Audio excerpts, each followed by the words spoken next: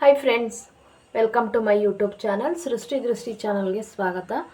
Friends, ಎಲ್ಲರೂ ಹೇಗಿದ್ದೀರಾ? ಚೆನ್ನಾಗಿದ್ದೀರಾ ಅನ್ಕೋತೀನಿ. ನಾನು ಕೂಡ ಚೆನ್ನಾಗಿದ್ದೀನಿ.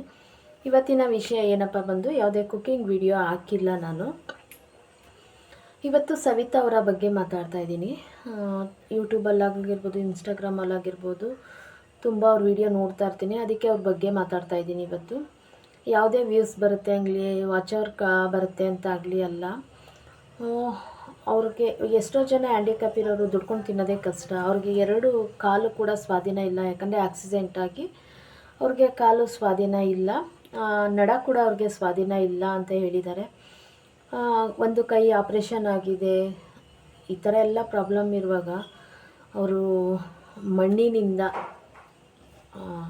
ಒಡವೆಗಳ್ನ, ಆಭರಣಗಳ್ನ ಮಾಡಿಕೊಂಡು ಜೀವನ ಮಾಡ್ತಿದ್ದಾರೆ. ಹಾಗೆ ಒಂದು ಮಗುನ ಓದಿಸ್ತಾ ಇದ್ದಾರೆ. ಅವ್ರ ಮಗುನ ಇವರೇ ಇಟ್ಕೊಂಡು ಓದಿಸ್ತಾ ಇದ್ದಾರೆ. ಯಾರ ಸಪೋರ್ಟ್ ಇಲ್ಲ, ತಂದೆ ತಾಯಿ ಸಪೋರ್ಟ್ ಇಲ್ಲ, ಗಂಡನ ಸಪೋರ್ಟ್ ಇಲ್ಲ, ಯಾರ ಸಪೋರ್ಟ್ ಇಲ್ದಲೇ ಅವರೊಬ್ಬರೇ ಹೋರಾಡ್ತಾ ಇದ್ದಾರೆ ಜೀವನದಲ್ಲಿ. ನಿಜವಾಗ್ಲೂ ತುಂಬ ಖುಷಿಯಾಗುತ್ತೆ ಅವರ ಬಗ್ಗೆ ಮಾತಾಡೋದಕ್ಕೆ.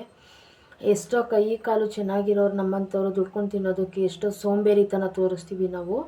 ಅವ್ರನ್ನ ನೋಡಿ ತುಂಬಾ ಕಲಿಯೋದಿದೆ ನಾವುಗಳು. ತುಂಬ ಅಂದರೆ ತುಂಬಾ ಕಲಿಬೇಕು ಅವ್ರನ್ನ ನೋಡಿ. ಎಷ್ಟೇ ಕಷ್ಟ ಇದ್ದರೂ ಕೂಡ ಅವ್ರು ಎಷ್ಟು ಖುಷಿಯಿಂದ ಮಾತಾಡಿಕೊಂಡು, ಅವರು ವೀಡಿಯೋಸ್ಗಳು ಮಾಡಿಕೊಂಡು, ಯೂಟ್ಯೂಬ್ ಮಾಡಿಕೊಂಡು, ಮಣ್ಣಿನ ಆಭರಣಗಳು ಮಾಡಿಕೊಂಡು ಅವರು ಜೀವನ ಸಾಗಿಸ್ತಾ ಇದ್ದಾರೆ. ತುಂಬ ಹ್ಯಾಟ್ಸಪ್ ಅವ್ರಿಗೆ.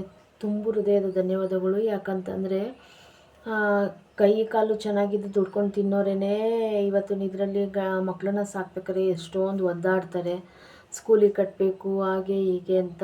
ಅವರು ಒಬ್ಬ ಮಗುನ ಇಟ್ಕೊಂಡು ಯಾವುದೂ ಸಪೋರ್ಟ್ ಇಲ್ಲ, ತಂದೆ ತಾಯಿ ಮನೆ ಸಪೋರ್ಟ್ ಇಲ್ಲ, ಅಕ್ಕ ತಂಗಿಯರ ಸಪೋರ್ಟ್ ಇಲ್ಲ, ಗಂಡನ ಸಪೋರ್ಟ್ ಇಲ್ಲ, ಯಾವುದು ಸಪೋರ್ಟ್ ಇಲ್ದಲೇ ಕೂಡ ಅವರು ಇವತ್ತು ಈ ಮಟ್ಟಕ್ಕೆ ಬಂದಿದ್ದಾರೆ. ನಿಜವಾಗ್ಲೂ ನೋಡೋದಕ್ಕೆ ಅವ್ರನ್ನ ತುಂಬ ಖುಷಿಯಾಗುತ್ತೆ. ಒಂದು ಕಡೆ ಬೇಜಾರಾಗುತ್ತೆ. ಎಷ್ಟೋ ಜನ ದುಡ್ಕೊಂಡು ತಿನ್ನಾರ್ದಲೇ ಕಿತ್ಕೊಂಡು ಕಳ್ತನ ಮಾಡಿಕೊಂಡು ಸುಳ್ತನ ಮಾಡಿಕೊಂಡು ತಿಂತಾರೆ. ಅಂಥದ್ರಲ್ಲಿ ಈ ವ್ಯಕ್ತಿ 2 ಕಾಲು ಕೂಡ ಅವ್ರಿಗೆ ನಡೆಯೋದಕ್ಕೂ ಆಗೋದಿಲ್ಲ. ವೀಲ್ ಚೇರ್ ಮೇಲೆ ಕೂತ್ಕೊಂಡೇ ಅವ್ರು ಜೀವನ ಮಾಡ್ತಾಯಿದ್ದಾರೆ. ಅವ್ರನ್ನ ನೋಡಿ ನಾವು ತುಂಬ ಜನ ಅವ್ರ ವೀಡಿಯೋಸ್ ನೋಡಿ ಕಲಿಯೋದು ತುಂಬಾ ಇದೆ ಅಂತಲೇ ಹೇಳ್ತೀನಿ. ನಮ್ಮಂಥವ್ರು ನಾವು ಏನಾದರೂ 2 ಕಾಲು ಚೆನ್ನಾಗಿದ್ದು 2 ಕೈ ಕೂಡ ಚೆನ್ನಾಗಿದ್ದಾವೆ. ನಾವು ಅದಷ್ಟು ಏನೋ ಕೆಲಸ ಆಗಲಿಲ್ಲ ಅಂತಂದರೆ ಎಷ್ಟೊಂದು ಪರದಾಡ್ತೀವಿ, ನಾಳಿನ ಗತಿ ಏನಪ್ಪ ಅಂತ. ಆದರೆ ಆ ವ್ಯಕ್ತಿ ನಿಜವಾಗ್ಲೂ ಕಾಲಿಲ್ಲ, ಕೈ ಆಪ್ರೇಷನ್ ಆಗಿದೆ, ಮನೆ ಬಾಡಿಗೆ ಕಟ್ಕೊಂಡು, ಮಗುನ ಓದಿಸ್ಕೊಂಡು ನಿಜವಾಗ್ಲೂ ಯಾವ ರೀತಿ ಜೀವನ ಮಾಡ್ತಿದ್ದಾರೆ ಅಂತ ನೆನೆಸ್ಕೊಂಡ್ರೆ ನಮಗೆ ಮೈಯೇ ರೋಮಾಂಚನ ಆಗುತ್ತೆ. ನಿಜವಾಗ್ಲೂ ತುಂಬ ಒಂದು ಕಡೆ ಬೇಜಾರಾಗುತ್ತೆ, ಒಂದು ಕಡೆ ಸಲ್ಯೂಟ್ ಹೊಡಿಬೇಕು ಅನಿಸುತ್ತೆ.